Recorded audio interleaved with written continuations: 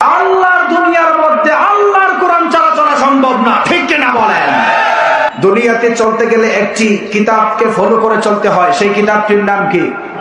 আরো জোরে বলেন, আরো জোরে বলেন, আল কোরআন।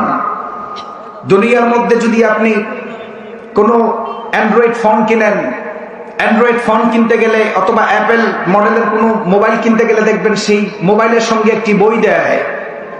সেই বইয়ের মধ্যে লেখা থাকে অমুক বাটনে ক্লিক করলে ফোন আসবে, অমুক বাটনে ক্লিক করলে ফোন চলে যাবে, অমুক বাটনে ক্লিক করলে মোবাইল সুইচ অফ হবে, অন হবে। এরকম লেখা থাকে কি থাকে না?